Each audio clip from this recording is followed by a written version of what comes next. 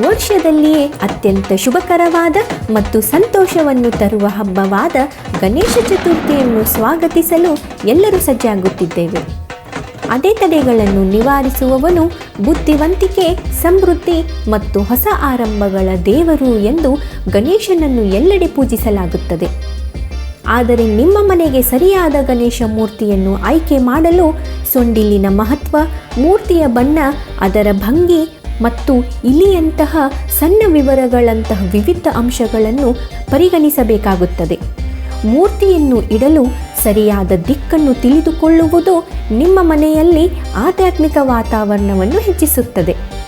ಹಾಗಾದರೆ ಇಂದಿನ ನಮ್ಮ ವಿಡಿಯೋದಲ್ಲಿ ಗಣೇಶನನ್ನು ಮನೆಗೆ ತರುವ ಮುನ್ನ ಯಾವ ರೀತಿಯ ವಿಗ್ರಹವನ್ನು ಆರಿಸಿಕೊಳ್ಳಬೇಕು ಎಂಬುದರ ಮಾಹಿತಿಯನ್ನು ತಿಳಿದುಕೊಳ್ಳೋಣ. ಗಣಪತಿ ವಿಗ್ರಹದ ಗಾತ್ರ. ನಾವು ನಮ್ಮ ಮನೆಯಲ್ಲಿನ ಸ್ಥಳ ಮತ್ತು ಪೂಜೆ ಪ್ರದೇಶಕ್ಕೆ ಸರಿಹೊಂದುವಂತಹ ಗಣೇಶನ ವಿಗ್ರಹವನ್ನು ಪ್ರತಿಷ್ಠಾಪಿಸಲು ಆಯ್ದುಕೊಳ್ಳಬೇಕು. ನೀವು ಮನೆಯಲ್ಲಿ ಪ್ರತಿಷ್ಠಾಪನೆ ಮಾಡಲು ಬಯಸುವ ಗಣೇಶನ ವಿಗ್ರಹವು ಅತ್ಯಂತ ದೊಡ್ಡದು ಆಗಿರಬಾರದು ಅಥವಾ ಅತ್ಯಂತ ಚಿಕ್ಕದೂ ಆಗಿರಬಾರದು. ಇದು ಗಣೇಶನ ಶಕ್ತಿಯ ಸಮತೋಲನದ ಮೇಲೆ ಪ್ರಭಾವ ಬೀರುತ್ತದೆ. ಯಾವುದರಿಂದ ಮಾಡಿದ ಗಣೇಶನ ವಿಗ್ರಹ ಉತ್ತಮ? ಜೇಡು ಮಣ್ಣು, ಮರ ಅಥವಾ ಕಲ್ಲಿನಂತಹ ನೈಸರ್ಗಿಕ ವಸ್ತುಗಳಿಂದ ತಯಾರಿಸಿದ ಗಣಪತಿ ವಿಗ್ರಹವನ್ನು ಮಾತ್ರ ಮನೆಯಲ್ಲಿಟ್ಟುಕೊಳ್ಳುವಂತೆ ಸಲಹೆ ನೀಡಲಾಗಿದೆ. ಪ್ಲಾಸ್ಟಿಕ್, POP ಅಥವಾ ಪ್ಲಾಸ್ಟರ್ ಆಫ್ ಪ್ಯಾರಿಸ್ ವಿಗ್ರಹಗಳನ್ನು ಪ್ರತಿಷ್ಠಾಪನೆ ಮಾಡುವುದನ್ನು ತಪ್ಪಿಸಿ, ಏಕೆಂದರೆ ಅವು ನೀರಿನಲ್ಲಿ ಸುಲಭವಾಗಿ ಕರಗುವುದಿಲ್ಲ, ಪ್ರಕೃತಿಗೂ ಹಾಗೂ ಜಲಚರ ಜೀವಿಗಳಿಗೂ ಕೂಡ ಹಾನಿ ಉಂಟು ಮಾಡುತ್ತವೆ. ಸಕಾರಾತ್ಮಕ ಮತ್ತು ಸಾಮರಸ್ಯದ ವಾತಾವರಣವನ್ನು ಖಚಿತಪಡಿಸಿಕೊಳ್ಳಲು ಪರಿಸರ ಸ್ನೇಹಿ ವಸ್ತುಗಳಿಂದ ತಯಾರಿಸಿದ ಗಣೇಶನ ವಿಗ್ರಹವನ್ನು ಆಯ್ದುಕೊಳ್ಳಿ. ವಿಗ್ರಹದ ಬಣ್ಣ. ಗಣೇಶ ವಿಗ್ರಹದ ಬಣ್ಣವು ಸಹ ಮಹತ್ವವನ್ನು ಹೊಂದಿದೆ. ಕಿತ್ತಳೆ ಬಣ್ಣದ ಗಣೇಶನ ಮೂರ್ತಿಗಳಿಗೆ ಅತ್ಯಂತ ಸಾಂಪ್ರದಾಯಿಕ ಮತ್ತು ವ್ಯಾಪಕವಾಗಿ ಆದ್ಯತೆ ನೀಡಲಾಗುತ್ತದೆ. ಈ ಬಣ್ಣ ಶುದ್ಧತೆ ಮತ್ತು ಆಧ್ಯಾತ್ಮಿಕತೆಯನ್ನು ಸೂಚಿಸುತ್ತದೆ. ಕೆಂಪು ಬಣ್ಣದ ಗಣೇಶನ ವಿಗ್ರಹಗಳು ಬಲವಾದ ಮತ್ತು ಚೈತನ್ಯಶೀಲ ಶಕ್ತಿಯನ್ನು ಪ್ರತಿನಿಧಿಸುತ್ತವೆ. ಹಳದಿ ಬಣ್ಣದ ಗಣೇಶನ ಮೂರ್ತಿಗಳು ಜ್ಞಾನ ಮತ್ತು ಕಲಿಕೆಯ ಸಂಕೇತವಾಗಿದೆ. ಗಣೇಶನ ಸೊಂಡಿಲಿನ ದಿಕ್ಕು. ಗಣೇಶನ ಸೊಂಡಿಲಿಗೆ ವಿಶೇಷ ಗಮನ ನೀಡಬೇಕು. ನೀವು ಮನೆಯಲ್ಲಿಡುವ ಗಣೇಶನ ವಿಗ್ರಹದ ಸೊಂಡಿಲು ಎಡಭಾಗಕ್ಕೆ ತಿರುಗಿಕೊಂಡಿರಬೇಕು ಎಂಬುದನ್ನು ಗಮನದಲ್ಲಿ ಇಟ್ಟುಕೊಳ್ಳಿ. ಇಂತಹ ಗಣೇಶನನ್ನು ಎಡಮುರಿ ಗಣೇಶ ಎಂದು ಕರೆಯಲಾಗುತ್ತದೆ. ಈ ಗಣಪತಿ ವಿಗ್ರಹವು ಮಂಗಳವನ್ನು ಮತ್ತು ಸಮೃದ್ಧಿಯನ್ನು ಸಂಕೇತಿಸುತ್ತದೆ. ಬಲಭಾಗಕ್ಕೆ ಸೊಂಡಿಲನ್ನು ಹೊಂದಿರುವ ಗಣಪತಿಯನ್ನು ದೇವಸ್ಥಾನಗಳಲ್ಲಿ ಮಾತ್ರ ಪ್ರತಿಷ್ಠಾಪನೆ ಮಾಡಬೇಕು. ಮುದ್ರೆಯನ್ನು ಹೊಂದಿರಬೇಕು. ನಿಮ್ಮ ಮನೆಯಲ್ಲಿ ಪ್ರತಿಷ್ಠಾಪನೆ ಮಾಡಲು ಬಯಸುವ ಗಣೇಶನ ವಿಗ್ರಹವು ಅಭಯ ಮುದ್ರೆಯನ್ನು ಅಥವಾ ವರದ ಮುದ್ರೆಯನ್ನು ಹೊಂದಿರಬೇಕು. ಅಭಯ ಮುದ್ರೆಯು ಆಶೀರ್ವಾದವನ್ನು ನೀಡುತ್ತಿರುವ ಮುದ್ರೆಯಾಗಿದೆ ಹಾಗೂ ವರದ ಮುದ್ರೆಯು ವರವನ್ನು ನೀಡುತ್ತಿರುವ ಮುದ್ರೆಯಾಗಿದೆ. ಈ ಮುದ್ರೆಯನ್ನು ದೈವಿಕ ಆಶೀರ್ವಾದ ಮತ್ತು ರಕ್ಷಣೆಯ ಸಂಕೇತವಾಗಿದೆ. ಪಂಚಮುಖ ಗಣೇಶ ಇಡಬಾರದು.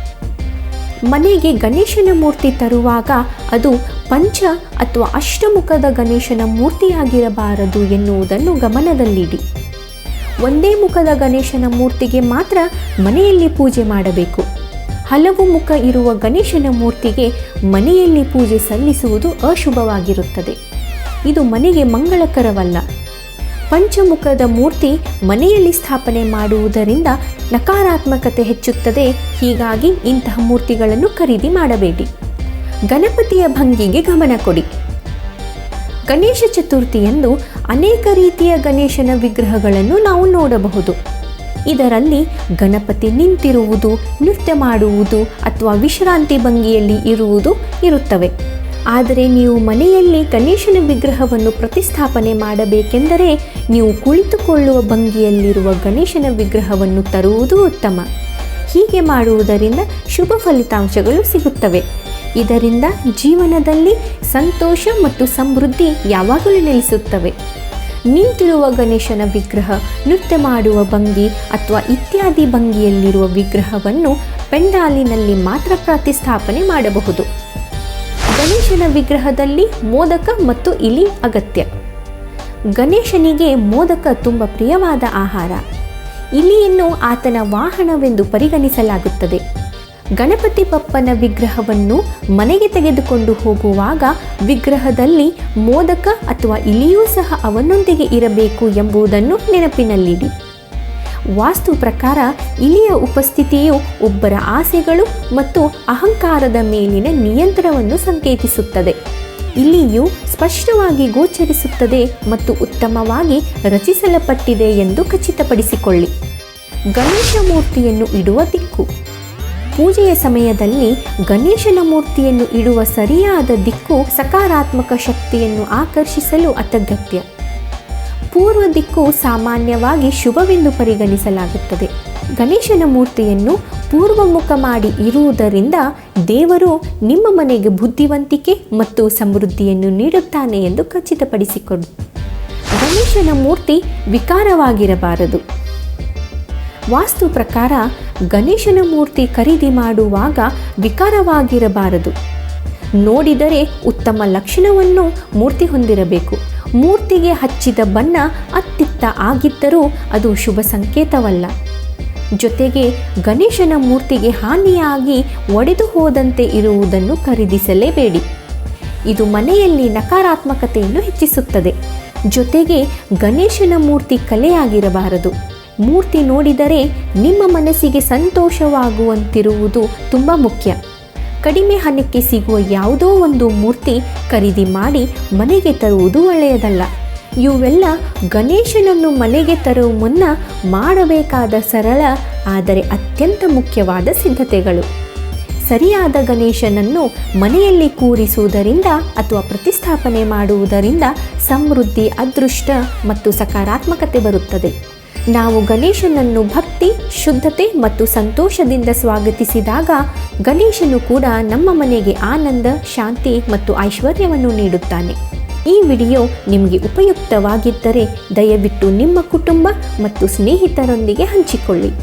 ವಿಡಿಯೋಗೆ ಒಂದು ಲೈಕ್ ಮಾಡಿ, ನಮ್ಮ ಚಾನಲ್ಗೆ ಸಬ್ಸ್ಕ್ರೈಬ್ ಮಾಡಿ.